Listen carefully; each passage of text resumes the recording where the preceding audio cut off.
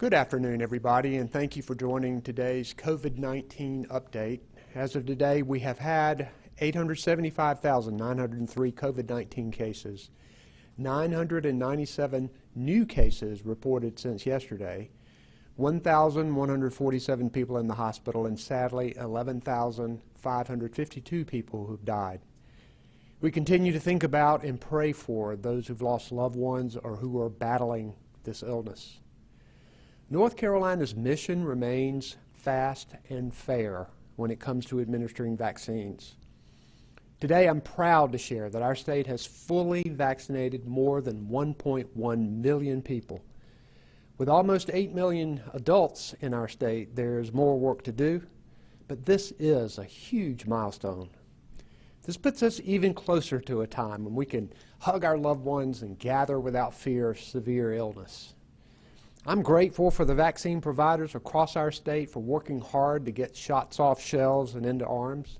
Your hard work is saving lives. We also continue to emphasize fairness in our vaccine distribution. In the last 4 weeks, over 20% of our first doses have been administered to Black North Carolinians. And we've again received national recognition for our efforts to administer vaccines equitably and report demographic data on our vaccinations. This weekend, North Carolina was recognized as the leader in the nation for reporting this data. We know that you have to be able to see the problem in order to fix it. And we'll continue pushing these efforts so that everyone, no matter what you look like or where you live, has a spot to get their shot. This month, even more schools are returning to in-person learning. And the State Board of Education and state health officials are emphasizing how critical it is to get students into the classroom. Getting students and educators in the classroom in person is a top priority. And I'm continuing to work with legislative leaders in both parties to ensure that happens safely. With children back in school and vaccine distribution well underway, there are more signs of hope that we are making progress toward putting this pandemic behind us. The percent of tests that are positive is consistently around 5% where we want it to be, and our hospital numbers remain stable. But this is not the time to abandon our prevention efforts. In fact, until the vaccine is widely available, preventing the spread of this virus must continue to be a focus. You know, there are times in football when the runner nears the goal line and begins celebrating too early and is stripped of the football. Let's not get caught celebrating too early. Let's keep wearing our mask and being responsible so that one day soon we can turn the corner on this pandemic. Tomorrow I'll visit the FEMA-supported vaccine site on its opening day in Greensboro. This vaccination center will run for 8 weeks and aims to give about 3,000 vaccines a day. I'm grateful for the collaboration among the federal government, state and local health officials, North Carolina Emergency Management, and the North Carolina National Guard, and others who've worked hard to make this happen. Despite the challenges of this last year, North Carolinians have never stopped showing up for each other. Healthcare workers have saved lives day in and day out. North Carolina businesses early in the pandemic started manufacturing PPE to help frontline workers. Educators kept students engaged even through video screens. Neighbors left meals for each other and families waved to loved ones through windows. This kind of compassionate resilience is what it means to be a North Carolinian and is what will help us get through this. We'll continue to monitor our progress with both our COVID-19 metrics and vaccine distribution to guide decisions about future executive orders. If we do this right, we will see even more progress as we move into the spring. I'll now recognize Dr. Mandy Cohen for a few remarks. Dr. Cohen?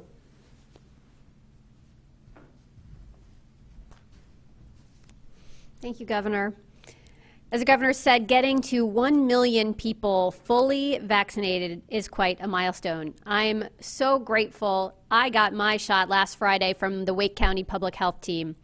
They did a fantastic job, and I want to thank the great team running the site, especially Chrissy, who gave me my vaccine. My arm was sore, and I did feel a little achy that evening, but the reaction was mild and it didn't last long. I was able to get the one-shot Johnson & Johnson vaccine, so I will be fully protected after 2 full weeks. It's a great feeling of relief. One and done. I hope that all frontline essential workers will get their shots too. I had the honor of getting vaccinated alongside Reverend Dr. William Barber. He and I will be hosting another fireside chat this Thursday evening, and I invite you to join us as we continue our conversation about COVID-19 vaccines. The event will be live streamed on our social media channels. Our focus on equity is getting national attention. As Governor Cooper mentioned, this week, Bloomberg News recognized North Carolina as among the best performing states when it comes to distributing vaccines evenly among Black and white residents. I am proud of our team for the progress we're making, but we know we have more work to do. We will continue to use every lever we have to ensure historically marginalized populations can easily access a COVID-19 vaccine. That includes how we allocate the vaccines, who we allocate vaccines to, which events we can support, where we deploy state resources, and who we engage on the ground to help address barriers like transportation and internet access. It also includes continued data transparency so we can hold ourselves and our vaccine providers accountable. That same Bloomberg article attributed our success to date in part because they said North Carolina is by far the best at collecting demographic data. Today, we expanded the data available on the public-facing dashboard. You will now be able to see week-to-week progress on how we're doing to achieve our equity goals, both at the state level and by county. New graphs share vaccinations by race, ethnicity, gender, and age, grouped by county, by week, and show trends since vaccinations began. We've also added information that show the number of 2-dose vaccines and 1-dose vaccines allocated and administered in the state. At the end of last week, North Carolina received about 80,000 one-shot Johnson & Johnson vaccine. As expected, the state did not receive new Johnson & Johnson allocations for this week, and we're giving vaccine providers more time to administer this first round of the J&J vaccine. And we likely won't have more of the J&J vaccine until really the end of the month. The good news is that the supplies of the vaccine are improving overall. We are fortunate that we have 3 vaccines that protect people from COVID-19 and most importantly, keep them out of the hospital and prevent death. Yesterday, the CDC shared some new guidance on ways those who are fully vaccinated, that means either 2 doses of the Pfizer and Moderna or taking the Johnson & Johnson vaccine, can safely return to certain activities. People who are fully vaccinated can get together with other fully vaccinated people without wearing masks and can gather with one unvaccinated household, assuming those who are unvaccinated are at low risk. It's important to note that people who have been vaccinated still need to wear masks when they are in public settings and around those who are not vaccinated. I'm looking forward to hugging my parents for the first time in more than a year. They are now fully vaccinated and will be visiting at the end of the month. If you're looking forward to hugging your loved ones again, I encourage you to get vaccinated when it's your turn. While we are seeing COVID trends moving in the right direction, cases and hospitalization numbers do remain elevated, and we still have work to do. With the introduction of new variants of COVID-19 virus that are more contagious, we need to safeguard our progress and keep protecting each other while everyone gets their spot to get their shot. So keep doing the 3 W's for now. Wear a mask, wait 6 feet apart, and wash your hands. Thanks, Governor.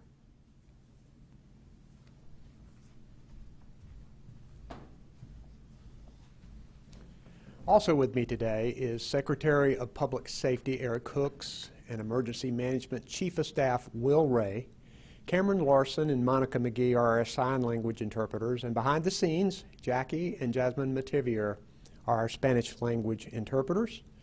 We'll now take questions from the media. If you will identify yourself and your organization, we'll take the first question. Our first question is from Ashley Talley with WRAL. Hi, Governor. Thank you so much for taking my question. Senator Berger just held a press conference about an hour ago saying that you all are working together on a potential reopening schools plan that would perhaps bridge the gap between what Democrats and Republicans in the legislature have been talking about. What's your response to that? Yes, we have been talking. I've been talking with Republican and Democratic legislative leaders, and we are talking about the best way our students can get back into the classroom. I think we all share the goal of getting our children back to in-person in the classroom. I think on February the 3rd, I stood here encouraging schools to go back in. We want to make sure that it is done safely, but our numbers continue to improve, and look forward, hopefully, to coming to some kind of agreement. I have not actually seen legislation yet, and I look forward to looking at that and hopefully getting to somewhere that we can announce soon. Next question, please. We have a follow-up. Ashley Talley, WRAL. Thank you so much for that. And as far as the numbers that you're referencing that continue to go down, we've seen states across the country, including just south of us in South Carolina, doing away with mask mandates and all of that. Is there a certain number or one of our metrics that you're looking at when you think North Carolina may make those changes? And what do you think of our neighboring states doing so? We're going to listen to health officials, and health officials across the board continue to want to make sure that we have a mask mandate in place, that we wear masks to protect each other and ourselves. We're still working on getting people vaccinated. Our numbers are lower. That is great, and we need to keep working to make sure that our prevention efforts are in place.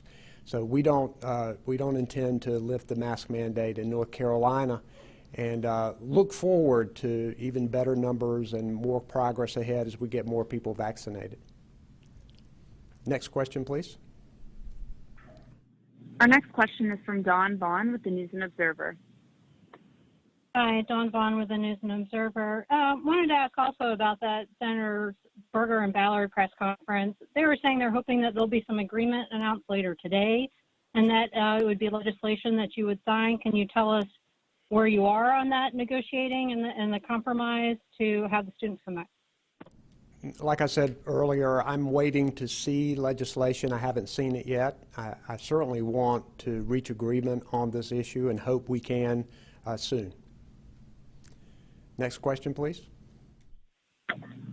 We have a follow-up. Dawn Vaughn, News and Observer. Can you say where the compromise is as far as if it's the having local and state emergency control, or if it's the Plan A versus B and allowing the districts to decide?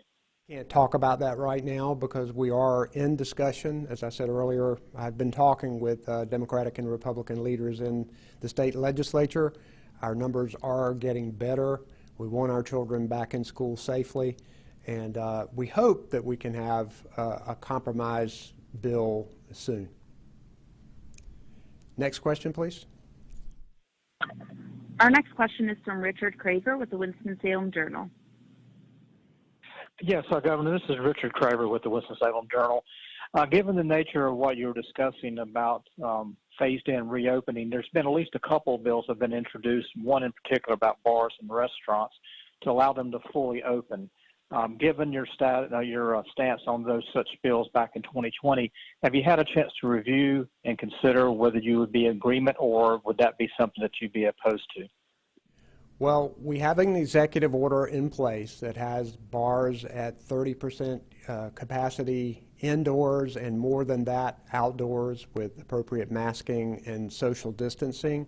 We're listening to the health officials and looking at our numbers. If we continue to make progress, we hope to ease restrictions in future executive orders.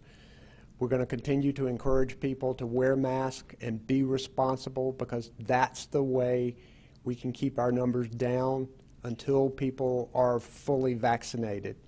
So we're getting there, and I think when you look at North Carolina's numbers, and I think we've saved lives by the actions that we have taken, and look forward to hopefully the legislature working with us to help get us through this pandemic, and hopefully we can get on the other side of this soon. Next question, please. Our next question is from Sharon Van Zwieten with Spectrum News. Hello, Governor. This is Sharon Van Zwieten